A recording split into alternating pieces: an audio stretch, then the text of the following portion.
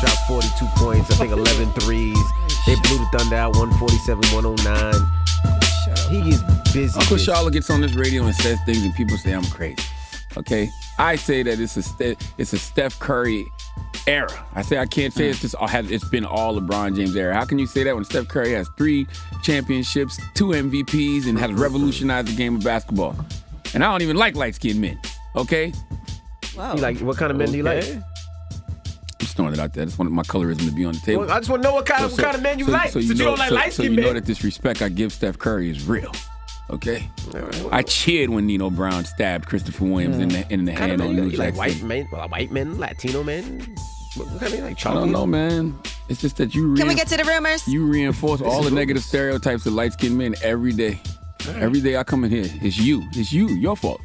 All right, well, let's get to the rumors. Let's talk Nas and Kevin Durant. It's about time. What's going on? Rumor report. This is the Rumor Report. Talk to him. With Angela Yee on The Breakfast Club. Well, let's talk about billionaires. Brian Armstrong is the CEO of Coinbase, and he's now one of the richest people on earth. He runs Coinbase, which is the cryptocurrency exchange company that went public at a valuation of about $100 billion, which turned him into an instant mega billionaire. His roughly 40 million shares became worth about $16 billion. Coinbase was founded back in 2012. Now let's talk about some people who invested earlier on. Nas and Kevin Durant, they are known investors of Coinbase. Now, Nas invested in Coinbase back in 2013 when it was only around 1 year old. We don't have the specific amount that he invested, but normally, according to his partner at Queensbridge, Anthony Saleh, he normally invests between $100,000 and $500,000 in a company. So based on the price of Coinbase, if he would have invested, say, 500,000 shares, right now his investment would be worth about $165 million. Nas tweeted yesterday, long crypto forever in sickness and in health. Now, Kevin Durant is reported to have invested a little bit later in 2017 during a funding round. That's when Coinbase was valued at around $1.6 billion. So what they are saying is his investment will have increased over 6,000%. We don't know how much he invested either, but yes.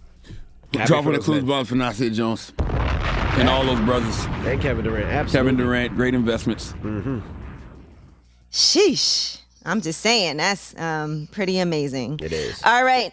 Now let's talk about Bobby Brown. He was on Red Table Talk yesterday, and he discussed a lot of different very personal things that have to do with addiction with his own family members.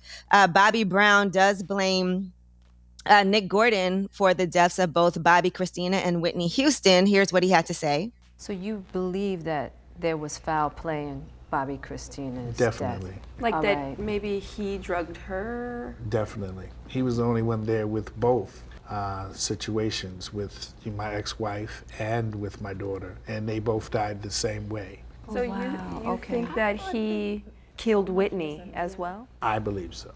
Do you think that he provided Bobby Christina and Whitney with the drugs? Yeah.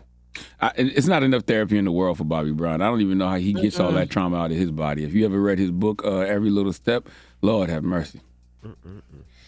Right. And, you know, he does. And he says in the interview, he talks about crying at times, but we'll get to that in a second. He also talks about never having the opportunity to have confronted Nick Gordon, who was Bobby Christina's boyfriend.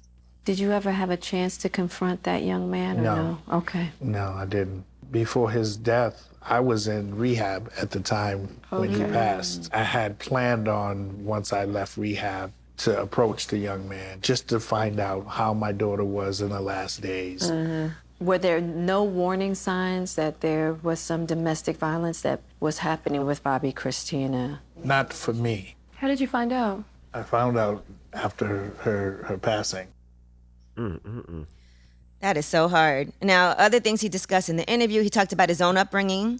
You know, he was the son of alcoholic parents. He talked about seeing people drink and use drugs around him. He talked about his marriage, and he talked about a pattern of generational abuse. He said his long history with drugs and alcohol abuse led his son, Bobby Jr., whose mom is Bobby Brown's ex-girlfriend, Kim Ward, to feel like he could test substances. He said he feels guilty about that. He also spoke about his volatile marriage. He said there was alcohol and substance abuse, which resulted in verbal abuse. But he said our love was strong for each other. We just got caught up, and that had nothing to do with how we felt about each other. He also talked about the different struggles they had as a couple to get clean. And he said that unfortunately they did grow apart while he was trying to find himself because he was an addict and he had to save himself. And he said he did not introduce Whitney Houston to drugs, even though he's been blamed for it. And he said it doesn't matter who, it doesn't matter how they started. He said drugs is a bad thing. You get caught up in it. Once you're caught up in it, there's no stopping it. Mm-hmm. Yeah. Now, other things that he discussed in this interview, his wife was there, Alicia, with him, and just discussing letting him feel his feels and his emotions. We try to hide crying and all that. Oh, right. Exactly. Is Daddy crying again? Yeah, Daddy's crying right now, but he's going to feel better. Well, let's all go give Daddy a hug. That is beautiful. To see real life. And as a young black male, allowing him to cry and allowing him to see his black father cry as well and feel. He sees it. Can you imagine all the grief that Bobby Brown has? Like, he has to be in a constant state of depression, perpetual sadness. If you see that man smiling, trust me, he's earned it. So sending healing energy to King Bobby Brown always, man. Yeah, he's been clean from drugs for 19 years, but he just stopped drinking alcohol for nearly a year. He said he had to stop drinking after he started losing bodily functions. He said his body was shutting down because he was drinking that much. He said he couldn't accept going to the bathroom on himself. Wow. So now he said that he's totally clean. He goes to sleep. He doesn't pass out anymore like he used to. Shout to Bobby Brown. And again, we continue to pray for you, brother. I know he listens all the time, so shout to Bobby Brown. Mm-hmm. All right, that is your rumor report. All right, thank you, Miss E. Charlamagne, who you giving that donkey to? Hey, man, we need Jonathan Pentland to come to the front of the congregation.